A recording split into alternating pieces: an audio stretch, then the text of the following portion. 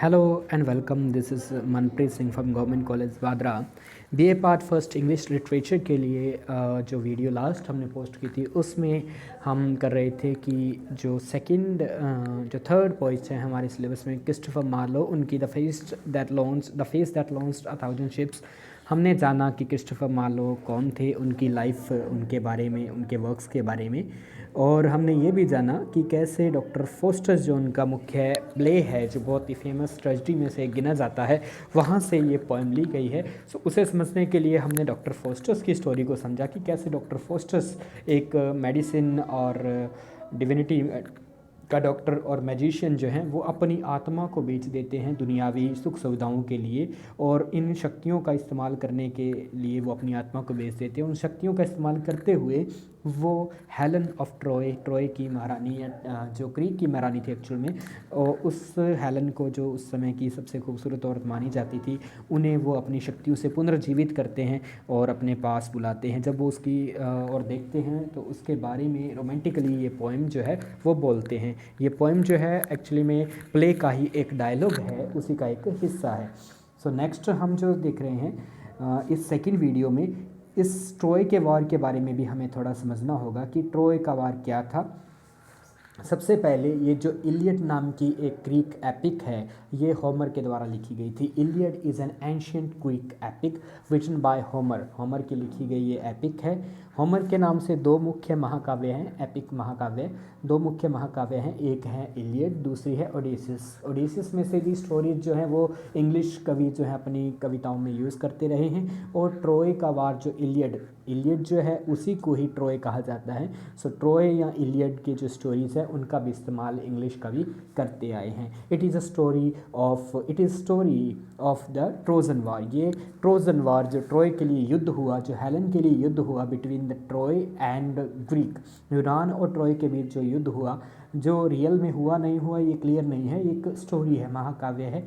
उस स्टोरी के अंदर से ली गई स्टोरी को समझने पे ही हम इस पोएम को समझ सकते हैं, क्योंकि इस पोएम के अंदर कुछ नाम आते हैं जैसे मेनेलोस का आया, पेरिस का आया, या एक्लिस का आया, या हेलन का नाम आया। ये जो करेक्टर्स हैं ये ट्रॉय के वार से बिलोंग करते हैं। तो इन रेफरेंसेस को समझने के लिए हमें ट्रॉय की स्टोरी को समझना होगा। स्टोरी ये है, हेलन वाइफ ऑफ मेनेलोस जो स्पार्टा का राजा है, स्पार्टा ग्रीक का एक हिस्सा है, वहाँ का राजा है, उसकी वाइफ हेलन जो है वो उस समय की सबसे खूबसूरत औरत मानी जाती है। Helen wife of Menelaus is depicted as the most beautiful woman in the epic. Paris जो ट्रॉय का राजकुमार है, the Trojan prince abducts Helen thus inviting war between Greece and Troy.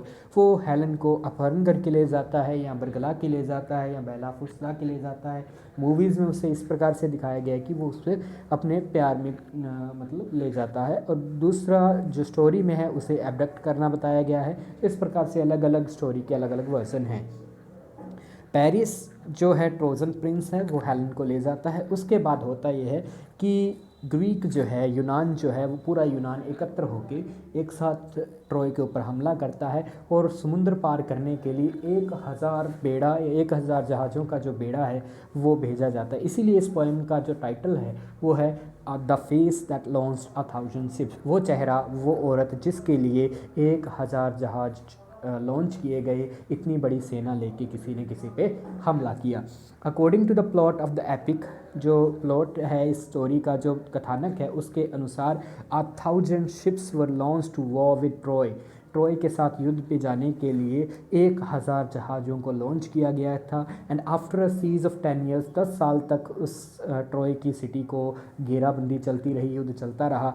Troy का जो पतन हुआ 10 साल के युद्ध के बाद हुआ, एंड वॉज डिस्ट्रॉयड, और ट्रॉय को जला दिया गया, ट्रॉय की सिटी को जला दिया गया, वहाँ का राजा प्रियम जो है वो मारा गया।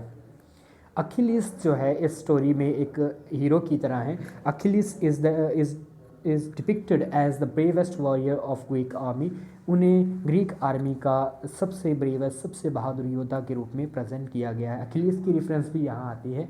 अखिलिस जो है उनके बारे में एक मतलब मिथोलॉजिकल बिलीफ है कि उनकी सिर्फ एक ही कमज़ोरी थी, उनकी एड़ी, और जब वो मरते हैं तो उनकी एड़ी में तीर लगता है, इस कारण वो घायल होकर मारे जाते हैं।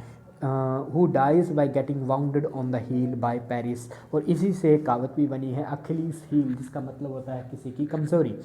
सो ये जो स्टोरी है ट्रोजन वार की, ये इम्पोर्टेंट इसलिए है क्योंकि इसी में से कुछ रेफरेंसेस इसमें यूज़ किए गए हैं। सो आपको एक तो डॉक्टर फोस्टर्स की स्टोरी पता होनी चाहिए, दूसरा आपको ट्रोजन वार की स्टोरी पता होनी चाहिए, फिर ही आप इस पोएम को समझ सकते हैं। सो यहाँ तक हमने इसे जाना। अब जो पोएम है, अबाउट द पोएम, पोएम किस बारे में है? The face that launched a thousand ships, ये इस पोएम का टाइटल है। इज़ एन एक्सट्रैक्ट, ये एक टुकड़ा निकाला गया है from Marlowe's play Doctor Faustus. Doctor Faustus जो मार्लो का प्ले है वहाँ से निकाला गया एक टुकड़ा है। It features in act 5 scene 1, ये तो हमने पहले भी बताया कि ये एक्ट 5 के सीन 1 में फीचर्ड है, वहाँ ये डायलॉग के रूप में आती है।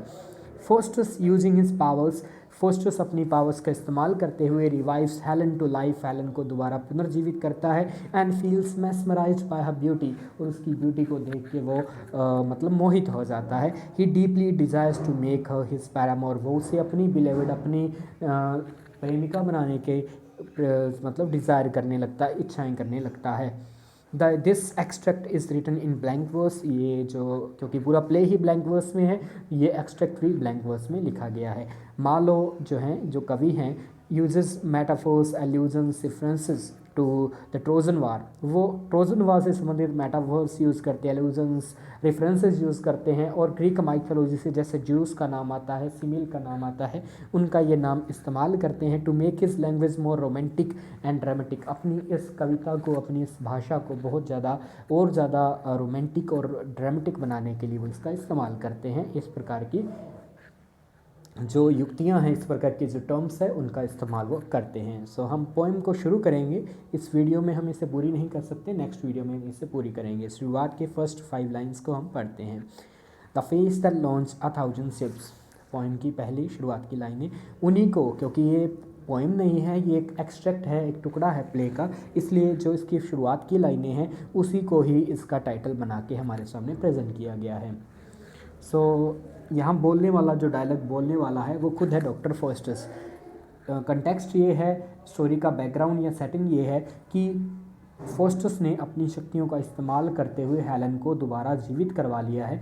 अब हेलन उसके सामने है, जैसे ही वो उसे देखता है वो मोहित हो जाता है। मोहित होने के बाद वो ये लाइनें बोलता है, वो सवाल करता है, वॉज दिस द फेस, क्या ये वो चेहरा है, that launched a thousand ships, जिसके लिए या जिसके कारण 1000 जहाज़ लॉन्च किए गए थे, 1000 जहाज़ पानी में छोड़े गए थे, 1000 जहाज़ों में भर के सेना लड़ने गई थी, क्या ये वो चेहरा है? वो हेलन को देखते ही यही सवाल उसके मुंह में, उसके मतलब मन में आता है। And burn the topless towers of Ilium, क्या वो चेहरा है, क्या ये वही चेहरा है जिसके कारण, बर्न का मतलब जला दिए गए, जिसके कारण जल गए the topless towers of Ilium, Troy city, Ilium Troy का ही ग्रीक नाम है। ट्रोय के जो टावर्स हैं, वहाँ के जो ऊंचे ऊंचे मीनारें थी, उन टॉपलेस, जिनका कोई अंत ही नहीं था, इतनी ऊंची थी, उन टावर्स को जला दिया गया। क्या इस चेहरे के लिए 1000 जहाज छोड़े गए थे? क्या इस चेहरे के कारण ही जो है टॉपलेस टावर्स ऑफ इलियम वो जले? स्वीट हेलन, वो स्वीट हेलन, डायरेक्टली हेलन जो उसके सामने प्रकट हो चुकी है, उसको एड्रेस करते हुए बोलता है, make me immortal with a किस, मुझे एक किस दे के मुझे इमॉर्टल कर दो, मेक मी इमॉर्टल, मुझे भी अमर कर दो। क्योंकि हेलन एक बहुत ही लेजेंडरी क्वीन है और वो चाहता है कि इतनी खूबसूरत और इतनी लेजेंडरी क्वीन से किस बाकी वो इमॉर्टल, अमर हो जाएगा।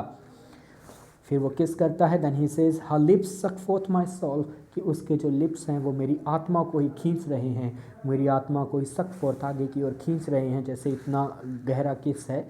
सी वेयर इट फ्लाइज, वो कहता है देखो मेरी आत्मा कहाँ उड़ गई या मेरा दिल कहाँ उड़ गया, यानी कि वो मोहित है, वो अपनी जो भी उस प्रकार की मानसिक हालत है उसे शब्दों में इसी प्रकार से बयान कर रहा है। हर lips suck forth my soul, उसके जो लिप्स हैं वो मेरी आत्मा को छीन रहे हैं, मेरी आत्मा को चूस रहे हैं। सी वेयर इट फ्लाइज, देखो कहाँ गई मेरी आत्मा, कहाँ गई। कम हेलन कम, आओ हेलन आओ, give me my soul again, मेरी सोल मुझे वापस कर दो, मेरी आत्मा मुझे वापस कर दो। सो हेलन उसके सामने है और ये शुरुआत की पंक्तियाँ हैं। फिर वो आगे कहता है, हेयर विल आई ड्वेल, यहाँ मैं रहूँगा जहाँ वो रह रहा है। Here will I dwell for heaven be in these lips, मैं इन लिप्स में ही रहूँगा, इन्हीं तुम्हारे साथ ही, तुम्हारी खूबसूरती में ही रहना चाहता हूँ। For heaven be in these lips, क्यों? क्योंकि इन्हीं लिप्स में स्वर्ग है। For heaven be in these lips, इन्हीं जो होंठ हैं इन्हीं में ही हेवन है। And all stores that is not Helena, और वो सब कुछ यूजलेस है, वर्थलेस है, किसी काम का नहीं है जो हेलन नहीं है। हेलन से परे कुछ भी नहीं है, हेलन ही सब कुछ है, वो ये कहना चाहता है। आई विल बी पेरिस, मैं पेरिस बनूंगा। जैसे पेरिस का जो ट्रॉय का राजकुमार पेरिस जो है वो हेलन से प्यार करके उसे बहला फुसला के ले जाता है, वैसे ही मैं पेरिस बनूंगा, मैं तुम्हारा प्रेमी बनूंगा। वो कहता है I will be Paris and for love of thee, और तुम्हारे प्यार के लिए instead of Troy shall Wittenberg be sacked, Troy के स्थान पे विटनबर्ग, विटनबर्ग उसका खुद का शहर है जर्मनी का, जहाँ से डॉक्टर फोस्टर्स को माना जाता है कि वहाँ उनका जन्म हुआ था। वो कहते हैं कि जैसे पेरिस ने तुमसे प्यार करके उसका ट्रॉय जला, वैसे ही मेरा विटनबर्ग भी सैक्ट, वो भी डिस्ट्रॉय किया जाएगा, डिस्पॉइल्ड किया जाएगा, कि मैं तुम्हारा पेरिस बनूंगा, मैं तुम्हारा प्रेमी बनूंगा। और जैसे पेरिस ने अपना शहर ट्रॉय कुर्बान कर दिया, मैं अपना शहर विटनबर्ग तुम्हारे ऊपर कुर्बान कर दूंगा। यहाँ तक हमने इस पोइम को पढ़ा। अभी तक हमने सिर्फ 9 लाइन्स जो हैं, 9 लाइन्स इसकी पढ़ी हैं।